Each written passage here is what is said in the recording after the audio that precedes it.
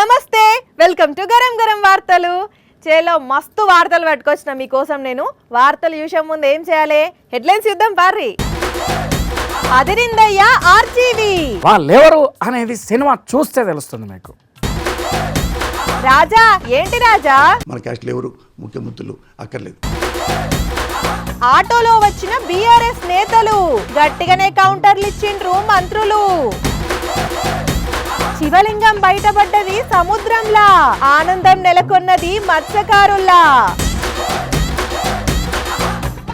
అరచేతిని అడ్డు పెట్టి సూర్యకాంతిని ఆపలేము, అరిచి గీ పెట్టి సినిమాను అడ్డుకోలేము అని టీడీపీ బ్యాచ్కు, ముఖ్యంగా లోకేశంకు బాగా అర్థమైంది. ఇప్పుడు ఆర్జీవి వ్యూహం సినిమా రిలీజ్ అయితే తమ ఇజ్జత్ పోతుందని కంగారు పడిపోయారు. అది రిలీజ్ కాకుండా వాళ్ళు పన్నిన వ్యూహాలు ఫెయిల్ అవడంతో ఇప్పుడు ఆహాకారాలు చేస్తున్నారు. అదిగో అక్కడెవరబ్బా ఆర్జీవిలా ఉన్నాడే. ఆర్జీవి గారు congratulations. Bad news for bad guys. మొత్తానికి వ్యూహం సినిమాకు లైన్ క్లియర్ అయింది కదా. ఇప్పుడు పప్పు చేసుకున్నాక అన్నంలో కలుపుకొని తినాలి, సినిమా తీసాక విడుదల చేయాలి. రామాయణంలో పిడకల వేటలాగా ఇప్పుడు పప్పు ప్రస్తావన ఎందుకు వచ్చింది సార్? ఇప్పుడు మనం చూసుకుంటే రామాయణం కంటే ముందు నుంచే పప్పు ఉంది, పప్పుగాళ్ళు కూడా ఉన్నారు. అంటే ఇప్పుడు పప్పు ఎవరన్నట్లు? ఇప్పుడు నేను ఏమంటానంటే మీరు అనుకున్నట్టు అది లోకేష్ అయితే కాదు. కానప్పుడు ఆయన పేరు ఎందుకు చెబుతున్నారు? నేను లోకేష్ కాదు అని చెప్తున్నాను కదా. అది కాదు సార్, లోకేష్ పప్పు కాదు అని ప్రత్యేకంగా చెప్పాల్సిన అవసరం ఏముంది? అంటే ఏంటి ఇప్పుడు లోకేష్ ఉట్టి శుద్ధపప్పు ముద్దపప్పు అని చెప్పమంటారా? పప్పు, శుద్ధపప్పు, ముద్దపప్పు విషయం పక్కన పెట్టండి. మీ సినిమా వ్యూహం గురించి చెప్పండి. టీడీపీ వాళ్ళు గజగజ వణికిపోతున్నారు. ఏముంది సారా సినిమాలో? అది మీరు సినిమా చూస్తే తెలుస్తుంది. సినిమా చూడండి తెలుస్తుంది. మరి వాళ్ళు చూడకుండానే మీ సినిమాను ఎందుకు అడ్డుకోవడానికి చూశారు? అంటే అందులో వాళ్ళ క్యారెక్టర్లు ఉన్నాయి కాబట్టి అడ్డుకుందామని ట్రై చేశారు. Quite natural. వాళ్ళంటే ఎవరు? చంద్రబాబు, పవనా? వాళ్ళెవరు అనేది సినిమా చూస్తే తెలుస్తుంది మీకు. సినిమా చూడండి తెలుస్తుంది. మీ వ్యూహాన్ని అడ్డుకోవడానికి మా వ్యూహం మాకుంటుంది అన్నాడు ఆ మధ్య లోకేష్. నాకు అర్థం కాంది ఏంటంటే అన్ని వ్యూహాలు ఉంటే ఎమ్మెల్యేగా గెలిచేవాడు కదా, వాళ్ళ డాడీని మళ్ళీ సీఎం చేసేవాడు కదా. ఓకే, ఇప్పుడు లోకేష్ కు ఏమన్నా మెసేజ్ ఇస్తారా? యా తప్పకుండా. Hi Lokesh baby, Lokesh baby. ఏంటమ్మా ఏమైంది నీ వ్యూహం? నీ ఎర్ర బుక్కు వేషాలు నా దగ్గర వేస్తే ఎలాగమ్మా? నేనేంటో తెలుసు కదా, సినిమాలతో కొడతా. ఎందుకు సార్ చిన్న పిల్లోడిని అలా భయపెడతారు? భయపడేవాడంటే నాకు నచ్చదు అంతే. సరే, వ్యూహంకు అడ్డంకులు దొరికిపోయాయి కదా, ఇప్పుడు ఏం చేయబోతున్నారు? హే లోకేష్, చంద్రబాబు, పవన్, ఐఎమ్ కమింగ్. టీడీపీని తాగేస్తాను, జనసేనని నామిలి మింగేస్తా. అమ్మో, మీరు కూడా ఎక్కడా తగ్గడం లేదు కదా. ఇంతకీ వ్యూహం సినిమా రిలీజ్ ఎప్పుడు సార్? ఫిబ్రవరి 16. దాని తర్వాత ఇంకొకటి. అంటే ఇంకో సినిమానా? దాని పేరేంటి సార్? శపథం. శపథం అదేంటి? వ్యూహానికి సీక్వెల్. అంటే ఇప్పుడు ఈ శబదాన్ని అడ్డుకోవడానికి లోకేష్ మళ్ళీ వ్యూహాలు రచించాలా? కాస్త గ్యాప్ ఇవ్వండి సార్, గ్యాప్ ఇవ్వండి. ఐ డోంట్ కేర్, మీకు తెలుసు కదా, ఐ డోంట్ కేర్. నాకు పార్టీకి టైం అవుతుంది, సెలబ్రేట్ చేసుకోవాలి. సరేనా? మీరు వెళ్తే I start my celebration. Bye. ఆర్జీవితో పెట్టుకుంటే అగ్గితో తల స్నానం చేసినట్లు అవుతుందని తెలియక లోకేశం వ్యూహం ప్రతి వ్యూహం అంటూ ఎర్రబుక్కు వేషాలేసి బొక్కబోర్లా పడ్డాడు. సినిమా రిలీజ్ అయ్యాక ఎలా ఉంటుందో వారి ముఖ చిత్రాలు అనుకుంటున్నారు ఆర్జీవి ఫ్యాన్స్. ఎల్లో మీడియా చంద్రబాబుకి ఇస్తున్న ఎలివేషన్లు చూసి జనం నవ్వుకుంటుంటే నా అభిపోదురుగాక నాకేట సిగ్గు అనుకుంటూ ప్రభుత్వం మీద బురద జల్లుతూ అదే బురదలో తనివి తీరా పొరలాడుతోంది. ఆ పచ్చ మీడియా పిచ్చిరాతల మీద సీరియస్గా రియాక్ట్ అయ్యారు పోసాని. సార్ మీరు స్టార్ట్ చేయండి. సిగ్గులేని వెధవ, సిగ్గులేని వెధవ అని ననుచురామోజీరావు. అదేంటి సార్ అంత మాట అన్నారు? ఎందుకనకూడదు. ఇప్పుడు ఎందుకు అంటున్నారు? నీ గురించి గొప్పగా అనుకున్నా, ఇప్పుడు నేను లెజెండ్ అనుకున్నా. మరి ఇప్పుడు అనుకోవట్లేదా? నువ్వు వెధవ పనులు చేస్తావు, లంగా పనులు చేస్తావు, బ్రోకర్ పనులు చేస్తావు, ఆ పార్టీ కలుపుతావు, వైఎస్ఆర్ని ఓడించమంటావు, ఇప్పుడు ఈ పార్టీ కలుపుతావు, జగన్ ఓడించమంటున్నావు. ఏం బతుకురా నీది? వామ్మో వామ్మో సార్ కొంచెం గ్యాప్ ఇవ్వండి. Shameless fellow you are. ఆ ఫెలోని వదిలేసి పవన్ కళ్యాణ్ గురించి 2 మాటలు చెప్పండి. ఈ మధ్య చంద్రబాబుతో సీట్ల సర్దుబాటుపై చర్చలు జరుపుతున్నారు. అంతకుముందు ఇదే పవన్ కళ్యాణ్ నాకంటే ఎక్కువ తిట్టాడు చంద్రబాబుని. అవును, టీడీపీ వాళ్ళు మా అమ్మని అవమానించారు అని ఎంతో బాధపడ్డారు. అది ఇన్ని తిట్టాడు. మళ్ళా అదే పవన్ కళ్యాణ్ జై చంద్రబాబు. ఈ మీటింగ్ లో ఏం మాట్లాడాడు? మన కాపు సోదరులు వీళ్ళందరూ కలిపి మనం అందరం కలిపి యూనిట్ గా ఉండాలి.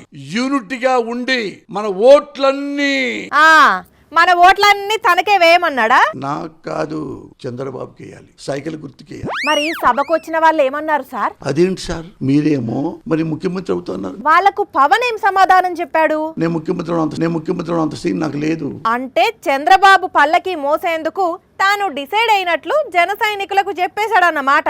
అదేంటయ్యా, వంగవీటి రంగాన్ని చంపాడు, ముతగడ పద్మనాభ కుటుంబాన్ని అవమానించాడు, రౌడీలు అన్నారు, గుండాలన్నారు, కాపుల్ని. ఇన్ని అన్నవాడికి మేము పువ్వు అనుకొని సిగ్గు లేదనుకొని సైకిల్కి వేయాలా? దీనికేమన్నాడు పవన్? చంద్రబాబు నాయుడికే మీరు ఓటేయండి, ఎవరు మన క్యాస్ట్లో ఎవరు ముఖ్యమంత్రులు అక్కర్లేదు అంటే నువ్వు లేవు, నీకు నమ్మకం లేదు, వేరే వాళ్ళు లేరా? ఎంతో మంది ఉన్నారు సార్, కానీ చంద్రబాబును సీఎం చేయడానికి పార్టీ పెట్టాడు కాబట్టి చంద్రబాబు భజన మొదలెట్టాడు. పాపం ఈ విషయం జన సైనికులకు ఎప్పుడు అర్థమవుతుందో ఏంటో. ఎక్కడిది ఏమన్నా నడుస్తున్నాయా? తెలంగాణ అసెంబ్లీ సమావేశాలు, ఇటు అధికార పక్షం తరపు నుంచి మంత్రులు, ఎమ్మెల్యేలు, అటు కారు పార్టీ నుంచి ఎమ్మెల్యేలు, ఎవరికెవరు తగ్గుతలేరు. వీళ్ళు ఒకటంటే వాళ్ళు కౌంటర్లు ఇస్తున్నారు, వాళ్ళు కౌంటర్లు వేస్తే వెంటనే లేచి మళ్ళీ కౌంటర్లు వేస్తున్నారు.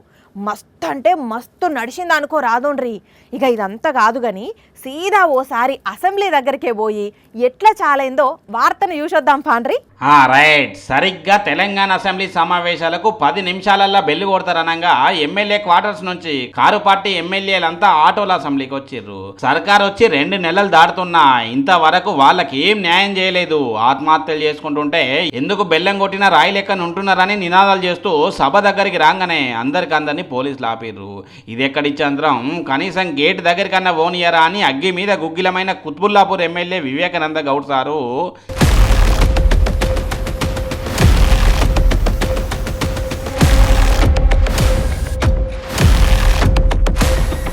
అయ్యో చిన్నగా సారు, పోలీస్ అన్న కళ్ళలా గుచ్చుకుంటుంది. మీరు ఎమ్మెల్యే ఏదన్నా ఉంటే నిమ్మలంగా మాట్లాడాలి కానీ పైపులు గీపులతో ఎందుకు సారు?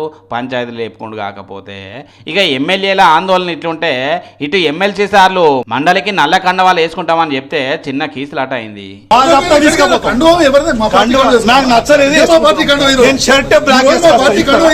కానీ ఆఖరికి మండలికి సభ్యులంతా వేయరు, పోలీసులు గమ్ముకున్నారు.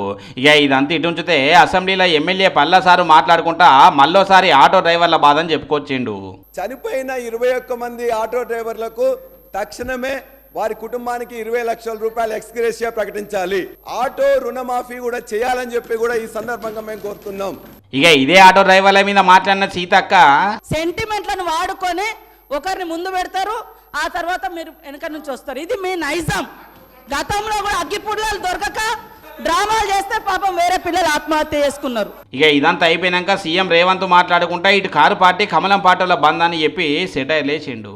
మీ పార్టీ అంతర్గత వ్యవహారం ముఖ్యమంత్రిని మార్చుకోవడం అనేది అట్లాంటి విషయం కూడా మోడీ గారి అనుమతిని అడిగిందంటే మీ బంధం ఫెవికల్ బంధం. తెలంగాణలో ఏం నడుస్తున్నదయా అంటే గులాబీ పార్టీల నుంచి షేయి పార్టీలకు షేరికల కాలం నడుస్తున్నది.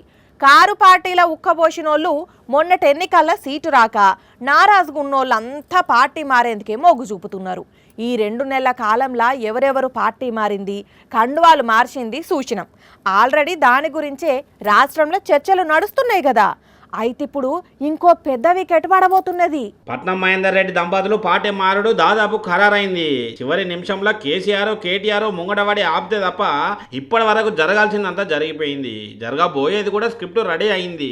ఇక ఇదే విషయాన్ని ఫైనల్ చేసుకుంటేందుకు సీఎం రేవంత్ ను పట్నం సారు, సునీత మేడం వాళ్ళ కుమారుడు రినీష్ కలిసిండ్రు.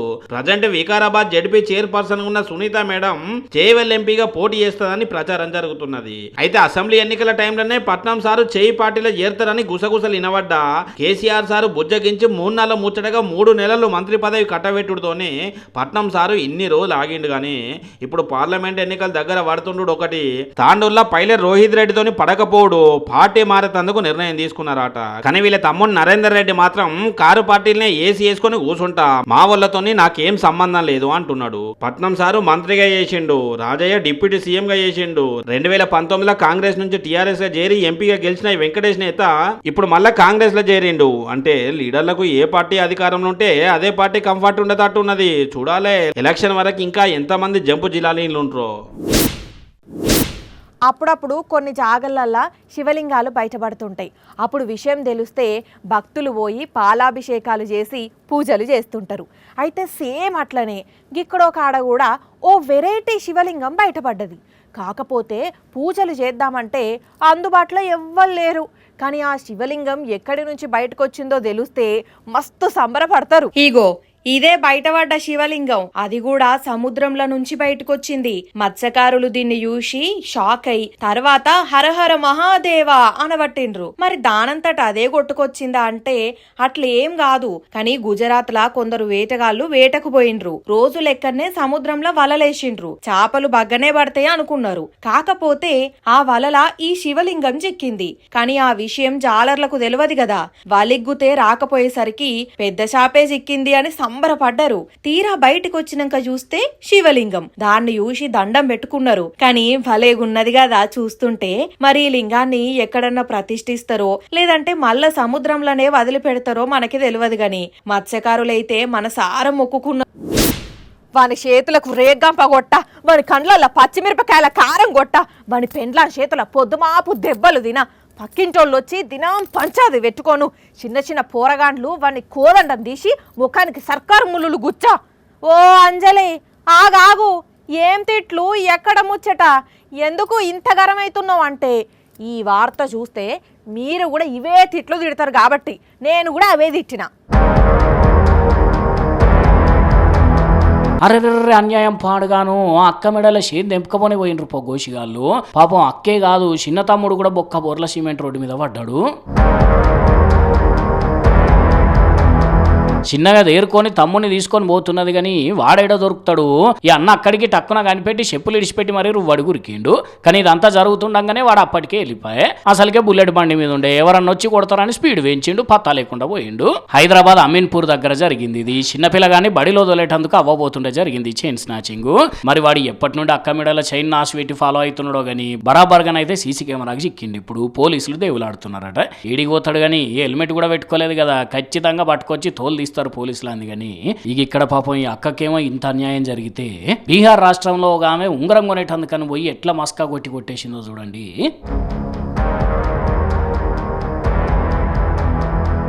అబ్బబ్బబ్బబ్బా మా అక్కే మా తల్లి మా బంగారు కొండ కాదు అని అనాలనిపిస్తున్నదిలే. మరి ఇంతకంటే ఏమంటాం, ఇంత సింపుల్ గా బంగారం కొట్టేసిన అక్కను మరి అంత మంచిగా సీసీ కెమెరాలు కనబడుతున్నా మాటల్లో పెట్టి మాయ చేసిందంటే అక్క తెలివికి దండం పెట్టాల్సిందే. పోన్రి చూస్తుంటే చదువుకున్న దాని లెక్కనే ఉన్నది. కానీ ఏంది పనులు చిల్లర వేషాలు కాకుంటే ఇప్పుడు ఏమైంది, ఇజ్జత్ పోయి గంగల కలిచే దొంగ అని పేరు వాడే. ఇగో ఇట్లుంటారు కొంతమంది. గివే పనులను బంగారం అవుతిగా భావించి బంగారాన్ని కొట్టేస్తారు. ఏందో ఏమో. ఇక ఇవి మరి ఇవాళ గరం గరం వార్తలు. మళ్ళీ ఇదే టైంకి రేపు మస్తు వార్తలు పట్టుకొని వస్తా. అప్పటిదాకా చూస్తూనే ఉండండి సాక్షి టీవీ. టైం గుర్తున్నది కదా, రాత్రి 8:30కి మళ్ళీ పొద్దుగాల 8:30కి ఉంటాం మరి.